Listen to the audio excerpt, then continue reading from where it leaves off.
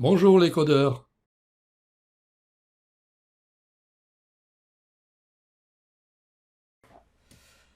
À l'issue de ce tuto, nous aurons ici un dossier trading dans lequel nous avons un dossier historique, dans lequel nous avons un dossier DB et dans lequel nous avons différents symboles, différentes devises qui sont ici avec du contenu classé par année. 2012, 2016, ici on a plusieurs années. Et si je prends une année au hasard, à l'intérieur des fichiers. Des fichiers, beaucoup de fichiers. Ce sont des fichiers donc d'historique. Si je lance l'application, voilà, ici à gauche on voit qu'on a euro GBP, euro USD et GBP CHF. On va choisir ici un autre, par exemple euro CHF, voilà, et on va faire du téléchargement. Donc je clique sur télécharger, et là on voit la semaine 2012-1, 2012-2, 2012-3, etc. jusqu'à 5.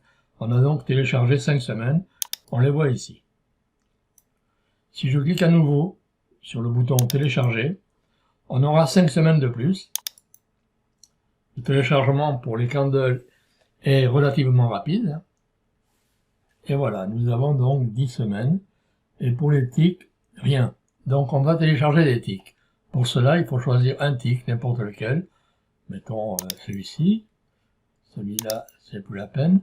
Donc là, on va télécharger des ticks. Télécharger. Et là, le téléchargement est bien plus long, puisque le fichier est 100 fois plus gros. Alors, nous attendons un petit peu.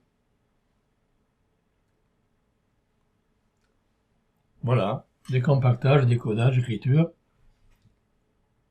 Et on a donc écrit sur le disque dur, il est là. Alors, chaque fois que vous avez un X, cela correspond à un fichier téléchargé, et un point, c'est un fichier à télécharger.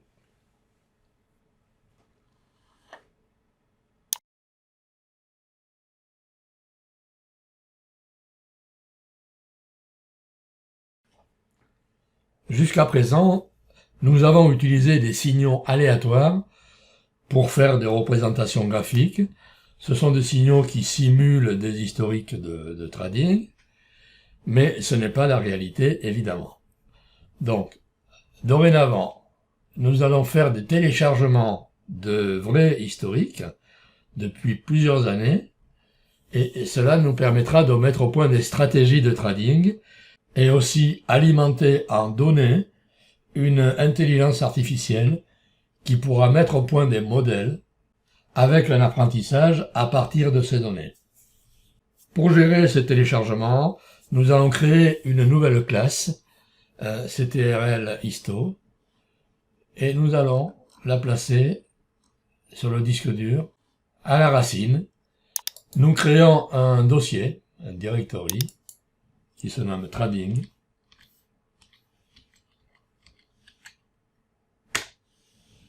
dans lequel nous créons un dossier qui se nomme historique.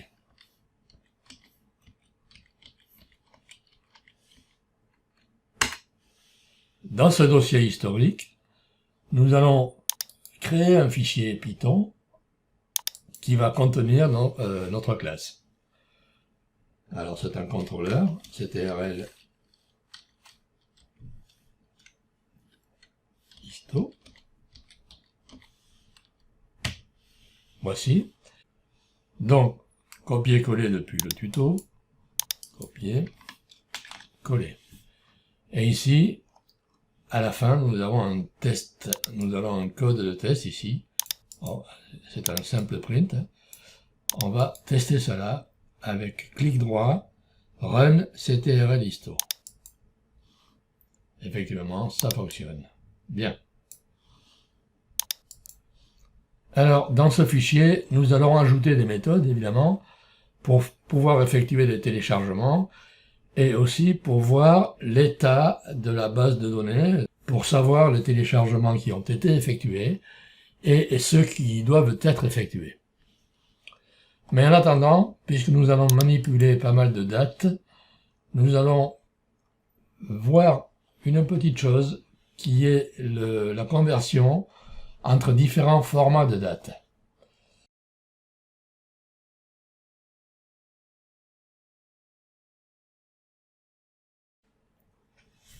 On a d'abord le format humain, je dirais, qui est simplement une chaîne de caractères comme ceci. Alors, la façon d'écrire est tout à fait libre, hein. Ici, il y a 2016, 1-08, 1-22, mais on peut très bien remplacer le tiret par des slash ou par des espaces. On peut inverser l'année, le mois, le jour, etc. Et on peut également avoir des formats un peu plus complets avec l'heure, les minutes, les secondes et même jusqu'à la microseconde. Ça, c'est le côté humain. Maintenant, au niveau de la machine, eh bien, on travaille essentiellement avec des objets. Ça sera soit un objet date, tout simple, soit un objet date-heure, un peu plus compliqué, car il manipule également les minutes, les secondes, etc. Sauf que, pour passer de l'un à l'autre, il faut absolument passer par une étape intermédiaire, qui est un flottant, que l'on appelle un stamp. Donc, on peut aboutir à ce schéma qui nous montre le passage entre le type chaîne, le type stamp, donc dans un sens ou dans l'autre, hein, et ensuite, depuis le type stamp, vers l'objet date et vers l'objet date time. Même chose donc pour un passage de date à date time et réciproquement date time à time. Donc ça propose, si vous voulez ici, un ensemble de 8 méthodes qui sont illustrées sur ce dessin, hein. Alors le mieux, si vous voulez, alors comme nous avons déjà une classe datetime dans utils, nous allons la compléter avec 8 nouvelles méthodes qui sont celles-ci. Donc dans le fichier utils qui est ici, nous cherchons la classe datetime. La voici. Pour l'instant, elle n'a pas beaucoup de méthodes, il y en a une, deux, il n'y en a que deux. Et ici, à la fin, on va ajouter les 8 méthodes. Donc, copier. Et coller. On remarque qu'il faut importer datetime, le module datetime. Donc, faisons-le. On va la mettre ici.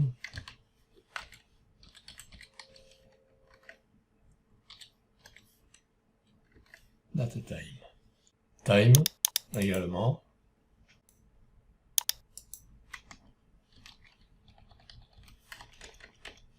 Donc voici nos 8 méthodes, ici. Pour la plupart, ce sont des méthodes statiques, hein. Ici, ici. Alors celle-ci n'est pas statique, tout simplement parce qu'elle utilise une méthode statique ici, avec le self, hein. Celle-ci, celle-ci, celle-ci et la 8e ici. Alors nous allons tester ces méthodes avant de poursuivre, et tout à la fin du fichier ici, nous allons donc faire du code de test, copier et coller. Voilà, là nous avons tous les tests, hein, 1, 2, 3, etc. Pour le lancer, clic droit, Run Utils. Voilà, ils sont numérotés, 1, 2, 3, 4, 5, 6, 7. Alors, je vous laisse étudier cela à tête reposée, mais en fait, ça correspond tout simplement aux flèches qui sont ici, et au passage d'un format à un autre.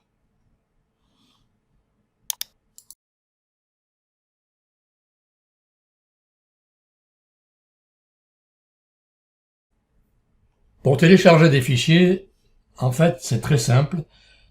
Il suffit de construire une URL Alors nous avons deux exemples ici.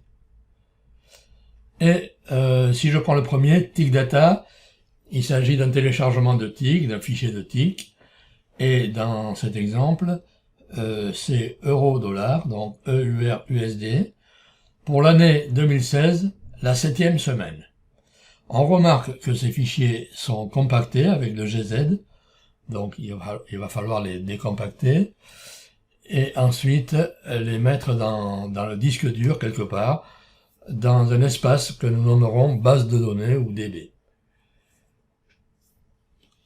Pour les Candle, nous avons une autre URL qui commence par Candle Data. Donc ici M1 signifie qu'on télécharge les fichiers de 1 minute. Bon, ensuite la devise c'est euro-dollar. Année 2012, première semaine. Alors, bien sûr, vous pouvez cliquer dessus pour vérifier que ça fonctionne, mais il est évident que nous allons faire des méthodes, nous allons créer des méthodes qui vont faire ceci automatiquement. Alors, téléchargement, décompactage et mise dans le disque dur dans la base de données.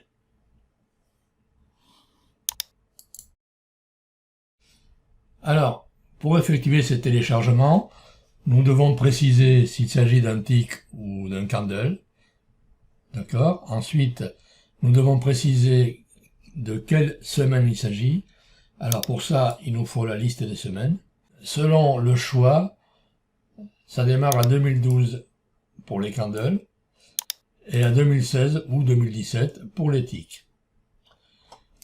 En ce qui concerne les symboles, ici euro-USD, EUR-USD, on a le choix, ici, voilà, mais en fait on va prendre les principaux qui sont limités à 10, qui sont d'ici. Naturellement, vous pouvez modifier cette liste selon vos préférences. Et pour cela, donc, il nous faut des méthodes. La méthode download histo, qui demande ici deux paramètres, le nombre de semaines et le type d'historique, TIC ou Candle. Donc btx est un booléen, true ou false. Et cette méthode, donc, aura besoin de méthodes internes qui sont des méthodes privées ici. Voilà, donc le mieux, c'est de copier tout le fichier complet en faisant un copier et ici, coller. Donc on supprime tout déjà et coller. On voit que dans le code de test qui se trouve ici, on demande le téléchargement de 5 semaines pour du Candle, puisqu'on a ici TIC à false, et que le symbole recherché, c'est l'euro-dollar, EUR-USD. Alors c'est pour le test, évidemment, vous pouvez le modifier. Comme indiqué ici, et également sur le tuto, nous avons deux modules à installer qui sont Request et Panda. Faisons-le. CTRL-ALT-S pour entrer dans les settings.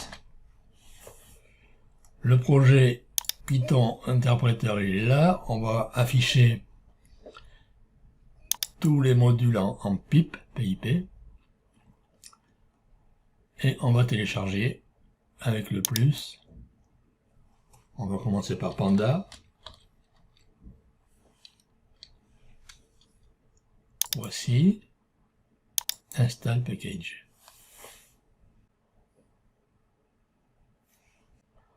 Le package Pandas est installé. On va chercher maintenant le request. Télécharger, installer. Installation terminée, on vérifie. Pandas, ici, version 1.3.4 et request, ici, version 2.26.0. OK. Voilà, le message a disparu. c'est OK. Il nous reste à tester ce fichier. Alors, donc, nous, ce que l'on veut, c'est de télécharger 5 fichiers. On regarde ici à gauche, dans le dossier historique. Pour l'instant, on n'a qu'un fichier, c'est celui-ci. Et je lance donc ce fichier, ctrl histo, et on observe ici les messages. Voilà. Donc si on regarde les messages, la semaine 1 2012, la semaine 2 2012, la semaine 3 2012, vous remarquez que c'est toujours euro-dollar évidemment, etc. Et ici à gauche, on a donc un dossier DB qui s'est créé automatiquement, dans lequel nous avons donc ici la devise euro-dollar, dans laquelle nous avons un classement par année. Pour l'instant, évidemment, il n'y a que l'année 2012, mais nous voyons les 5 fichiers à l'intérieur. Si je relance, nous aurons 5 fichiers supplémentaires.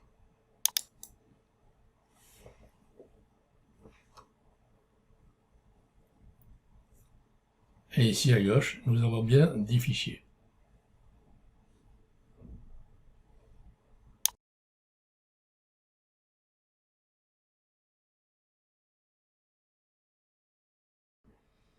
Nous allons maintenant écrire une méthode pour afficher l'état des téléchargements. Les fichiers téléchargés et les fichiers à télécharger. Donc, nous aurons un aperçu qui ressemble à ceci, qui est en fait une écriture de print, tout simplement, avec des X et des points. En haut, sur la première ligne, nous avons les numéros de semaine. Certaines années ont 53 semaines. On le voit ici. Voilà. Et dans cet exemple, euro-dollar, nous avons les candles qui sont à jour et les ticks qui ne sont pas à jour, évidemment. Il en manque encore beaucoup, là. Voilà. Donc, il s'agit d'une méthode très simple qui se nomme Verify Wix. Nous allons la créer, enfin la copier-coller dans notre classe. Copier. On va la coller ici.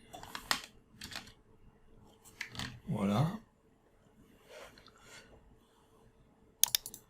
Et pour la tester, il suffit de copier ici, alors je fais un copier-coller, le nom de la méthode dans le code de test. H Verify Wix. Celle du dessus, je vais la commenter. Voilà. Donc, j'exécute. Évidemment, la base est très vide. C'est pourquoi nous n'avons pas grand-chose. Mais ça fonctionne. Hein. Alors, à vous de télécharger un maximum de fichiers et de revenir ici pour afficher l'état.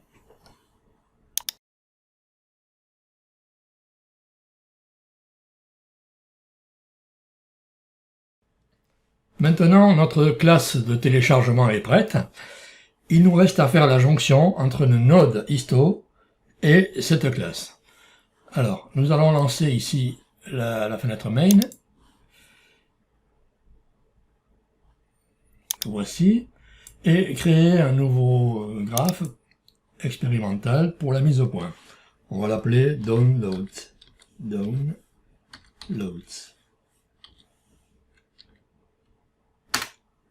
Voilà.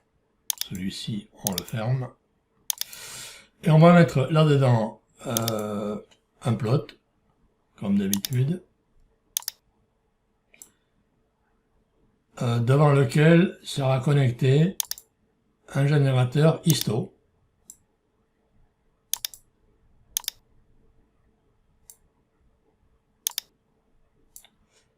Voilà. Donc, on va modifier un petit peu l'aspect des paramètres qui sont ici, en modifiant un petit peu l'ordre, et puis en ajoutant ici des boutons. Alors, nous le voyons ici, dans le tuto. Vous voyez, tout en bas, il y a deux boutons ajoutés. Hein. Voir historique et télécharger. Le mieux, c'est de faire un copier-coller de tout le fichier histo du node. Hein. Donc ici, le node histo.py, il est là. Là, je fais simplement un copier-coller. Voilà. La classe calcul, elle n'est pas encore codée. On la codera quand la base de données sera terminée. Alors, pour l'instant, on s'intéresse à ces deux boutons qui sont ici, vous voyez. Alors, un rappel, quand le libellé commence par un astérisque, comme ici, il s'agit d'un bouton.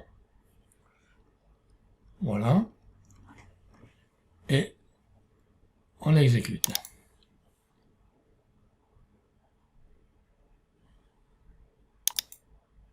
Voilà, les boutons sont ici. Voir historique. On retrouve naturellement le même historique. Et si je fais télécharger, à ce moment-là, ici, on va retirer les coches. On va mettre une coche. Alors, toute la partie du bas, ici, 1 minute, 5 minutes, jusqu'à 1 mois, ce sont des candles. Et toute la partie du haut, ce sont des tics avec le mode Renko. Le mode Renko, vous cherchez sur Internet ce que c'est, possède des mailles de 1, 2, 3, etc., qui s'expriment en pipe.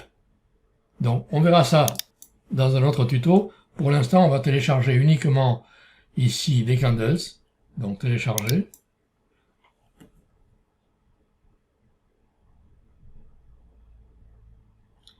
Et l'affichage apparaît automatiquement à la fin. Nous sommes ici, vous le voyez, à la semaine 15, alors que nous étions à la semaine 10. Il y a bien eu 5 fichiers ajoutés.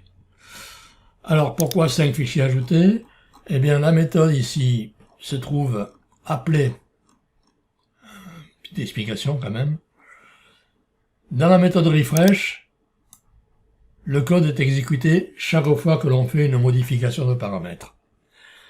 Et ici, lorsque on clique sur voir ou sur télécharger, eh bien, on appelle la méthode print2x ou download2x. C'est des choses que nous avons vues dans notre classe. Ici, dans download2x, contrôle, je rentre, nous avons la quantité 5 en nombre de semaines pour les candles et la quantité 1 en nombre de semaines pour les tics. Alors, bien sûr, il vous appartient de modifier ces valeurs et de les mettre à votre convenance.